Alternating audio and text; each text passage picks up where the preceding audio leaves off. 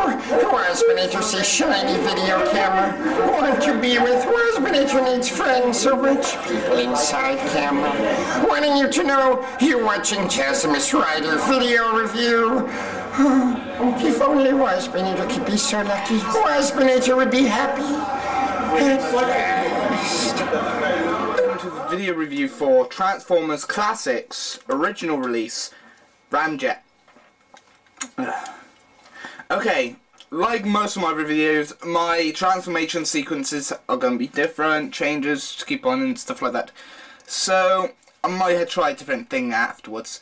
Anyway, this is Ramjet.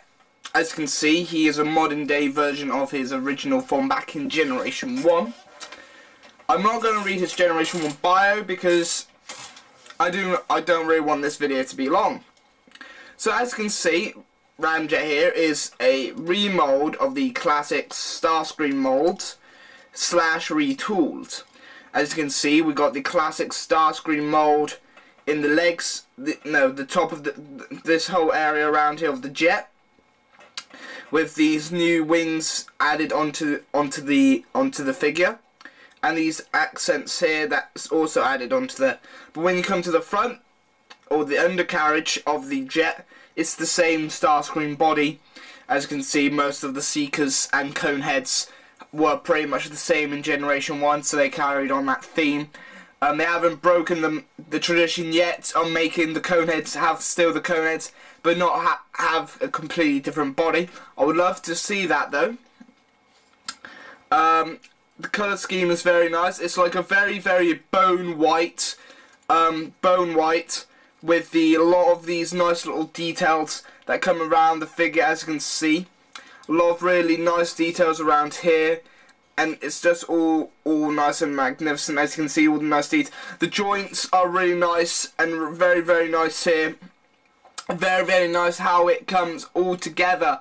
How it forms this jet. It's just very, very nice. I might do like I said, I'm still working out how to do the whole transformation sequence for this, so bear with me. Anyway, yeah, it has got the rub sign, and no, Ramjet has not yet been classed to reveal the shield, even though I have, because when the classics came out, they wanted to give it one of those nostalgia feels of it being modern day era G1 toys, so they decided to give it the rub sign. So let's rub it.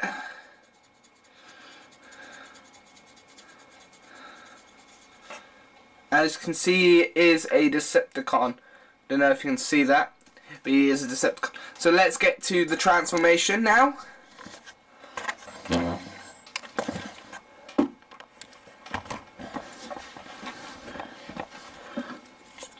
To start the transformation of Ramjet, you want to take off his null rays from the undercarriage. So. And then you want to get these legs joints here. These leg joints are on a sliding mechanism, so when you slide it, the extra parts of the leg joints that are connected by ball joints here, as you can see that little notch telling you it's connected, will slide out and then lock into place around these little areas here. You want to then pull out the feet. When pulling out the feet, they are connected through pins that are connected right here, and when you connect and that allows you to fold these down. They both have these pin systems joints to fold down the feet, so you can both bring those out and then just fold these wings back. These are on a folding mechanism here. I think they're on a pin system or something of some kind. I don't actually know. But as you can see, they just fold up to the back here. Then you want to get these are on this weird folding up, rotation fold up hinge here, so they just want to do that. As you can see, when you lift it up, they are connected by this little bolt type joint there, and it all folds up very nicely as well. So that's the legs. You just want to separate the legs as well, just to give it that little bit more feel. And then you want to bring this chest piece down, and this is also connected by a pin system joint. This pin system joint allows you to just allows you to go into a little bit more depths of opening up the chest. These arms, as you can see here on the top, are also connected by this pin system joint, so it allows you to move the arms out and really nice angles. This just folds down and is all connected by these screws here, but it's also connected by a pin system joint, I think. Ooh.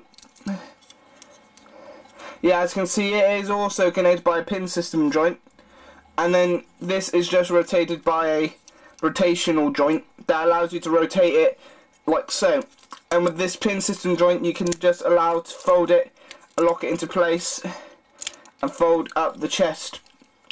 And then the hands are also on these pin systems that allow you to fold them out very smoothly without doing any vital damage to the figure. And as you can see, we have Ramjet in his robot mode with loose legs. And what you want to do next is just get the null rays and stab. Actually, I'm going to call these null ray type, not harpoons, torpedoes. The null ray torpedoes, due to they're not the proper rays that you would expect. These are like torpedo type system, and they do work on this peg and port socket joint that really allows to move. And here we have Ramjet in his robot mode. So let's get back to normal view. Ramjet back in his here we have Ramjet back in his robot mode. It's a very nice robot mode, I do say. Yes, it has the typical star screen built to it, but that's what the Seekers have, is that classic generic build to the Seekers. All these nice little joints, as you can see, these nice little screw joints up here are all screwed in, but allows you to have free motion ability going in and out.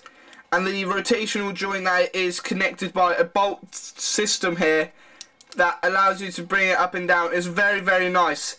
And due to that being a screw, because this screw is also needed to keep this whole arm connected together, so it allows free movability, and it's very nice. And yet again, we have this pin system here. This pin system is used in quite a lot of the Seeker molds, due to how the way it transforms. But the spin system is very nice. Allows you to bend the elbow freely. But the pin system for the wrist, we lose the wrist articulation, but that doesn't matter. You can make more movement out of the arms in the pin system rotational joint here and around here. So it's very nice, or I think in my standards. The legs, on the other hand, is connected to a ball joint, so it has that free motion ball joint leg system. I can pop it off. As you can see, it's the standard ball joint mechanism here with a standard socket, and it's very nice. And I can go over a little bit more about the details around here.